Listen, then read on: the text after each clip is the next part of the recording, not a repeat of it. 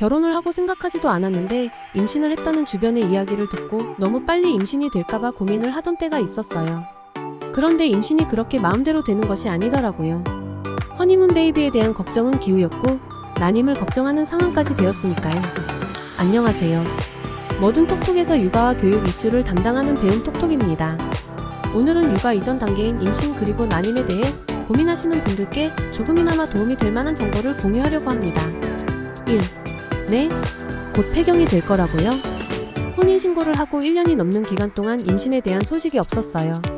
여러 가지로 계획한 일들이 있어서 허니문 베이비가 생길까봐 걱정을 했었는데 괜한 걱정이었더라고요. 임신을 좀 더 체계적으로 준비하자는 마음에 병원에 가서 여러 가지 검사를 했어요. 난임이었던 친구가 임신에 성공했다는 난임 병원이었지요. 그런데 검사 결과 난소기능 저하로 곧 폐경이 되어도 이상하지 않은 상황이라고 하더라고요.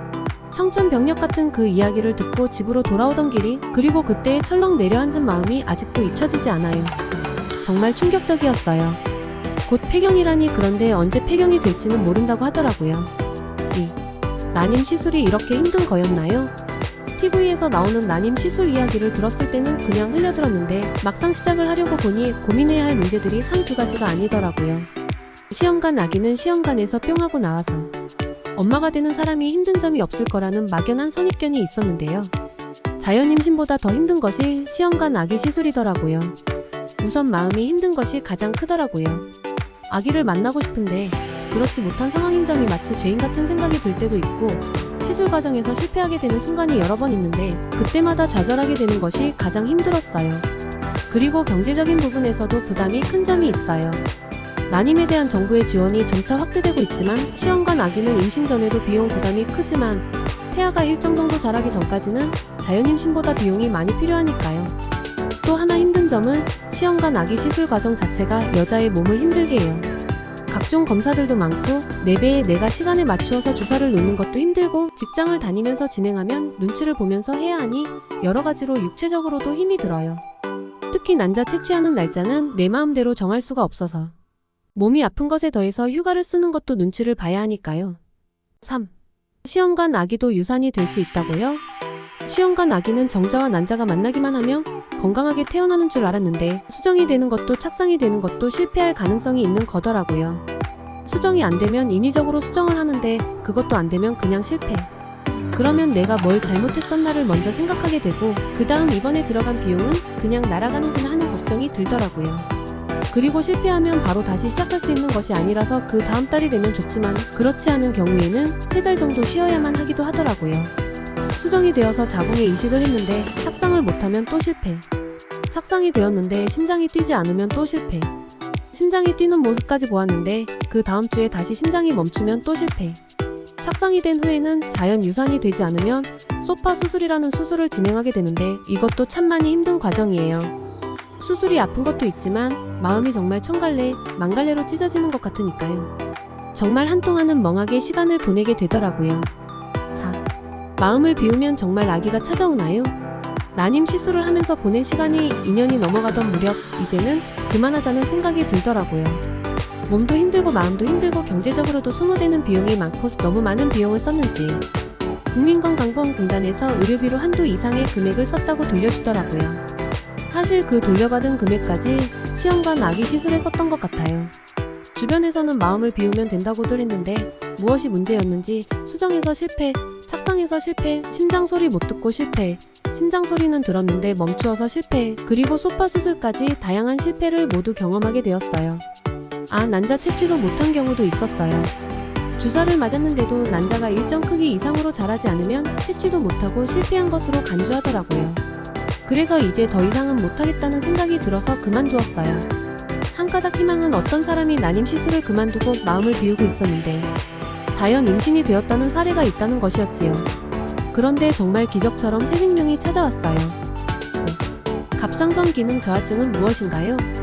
정말 어렵게 만난 새 생명을 잘 지키고 싶어서 주기적으로 받아야 하는 검사는 꼭꼭 잊지 않고 했는데요. 임신 전에는 없었던 갑상선 기능 저하증 증상으로 매일 아침 공복에 신제로이드를 먹어야 했어요.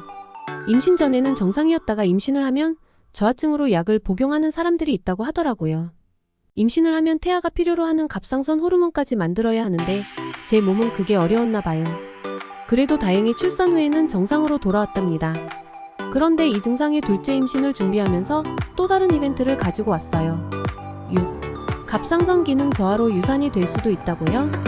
감사하게 첫째를 잘 출산하고 사실 여기에도 사연이 많지만 이 부분은 나중에 공유할게요. 둘째를 만나고 싶다는 생각이 들어서 준비를 했어요. 그런데 병원에서 임신을 확인하고 갑상선 자극 호르몬 검사를 했는데 갑상선 기능 저하증 증상이 심해서 아기에게 치명적일 수도 있다는 이야기를 듣게 되었어요. 그래도 건강하게만 자라다오 했는데 심장이 뛰는 것을 보고 그 다음 검사일에 갔는데 아기가 뒤로 돌아 누워있는 모습이더라고요. 의사 선생님께서도 말씀이 없으셔서 걱정했는데 다시 유산이 되었더라고요. 그 뒤에 내과에 가서 갑상선 관련된 검사를 여러 가지 했는데요. 다시 임신을 할 계획이 있다면 신지로이드를 미리 복용하면서 검사도 주기적으로 하라고 하더라고요. 그래서 약을 복용하면서 임신을 준비하고 산부인과와 내과를 오가면서 둘째도 만나고 두 아이의 엄마가 될 수 있었어요. 7. 갑상선 약을 평생 먹어야 하나요? 두 아이 출산 후에 갑상선 호르몬 수치가 정상으로 돌아오지 않아서 지금도 매일 아침 공복에 약을 먹고 있어요. 의사 선생님께서는 앞으로 계속 지켜보아야겠지만 평생 먹어야 할 수도 있다고 하시네요. 앞으로 임신 계획이 없다면 치명적인 부분은 없으니까 크게 걱정할 부분은 아니라고 하네요. 약의 용량을 줄이고 싶어서 제 맘대로 일정 기간 약을 안 먹었더니 몸이 너무 힘들더라고요. 더 피곤하고 몸에 힘도 없고 삶에 대한 의욕도 낮아지고요. 그래서 매일 약간의 불편함을 감수하고 계속 약을 먹는 것을 선택하고 있어요. 임신을 해서도 먹는 안전한 약이어서 큰 부담은 없는데 약을 복용하기 2시간 전에 공복을 유지해야 하고 약을 먹은 후에도 1시간 정도는 공복을 유지해야 해서 반강제적으로 아침을 건너뛰고 있어요. 더 일찍 부지런히 약을 먹고 밥을 먹어도 되는데 습관이 되니까 먹으면 오히려 더 배가 아프고 힘들더라고요. 8. 어렵게 만난 생명 그래도 육아는 쉽지 않다. 첫째도 둘째도 쉽게 만난 인연이 아니기에 감사한 마음으로 정말 즐겁게 육아를 할 수 있을 줄 알았는데 임신과 출산, 육아는 서로 별개의 문제더라고요. 자연 임신을 했다고 자연분만을 할 수 있는 것이 아닌 것처럼 두 가지가 서로 다른 문제이고 육아는 또 다른 차원의 문제더라고요. 임신에서 겪는 입덧, 코피, 당뇨, 쥐젖 등 각종 증상이 사람에 따라 그리고 임신 때마다 다르듯이 한 생명을 키워내는 것도 그 생명이 가진 기질에 따라 다른 점도 있고요. 그리고 아이가 한 명인 상황과 두 명인 상황이 다른 점도 있는 것 같아요. 그래도 육아로 인해 힘들 때 내가 이 아이를 어떻게 만났는지를 떠올리면 다시 힘을 내게 되는 것은 있는 것 같아요. 책임감이 더 생긴다고나 할까요? 오늘은 육아 이전에 전제되는 임신과 출산에 대해 경험을 공유했는데요. 이 영상을 보시는 분들 중에서 난임으로 어려움을 겪는 분들이 계시다면 꼭 소중한 새 생명을 만나시는 기쁨을 누리시기를 간절히 마음 모아 해피바이러스를 보내드립니다. 그리고 혹시라도 갑상선 기능 관련해서 고민이 되시는 분들이 계시다면 임신을 준비하시면서 고려사항으로 체크해주시면 좋을 것 같아요. 저는 둘째 때 증상이 더 심했는데 첫 임신에서 호르몬 수치가 급격하게 변하는 사람이 있을 수도 있으니까요.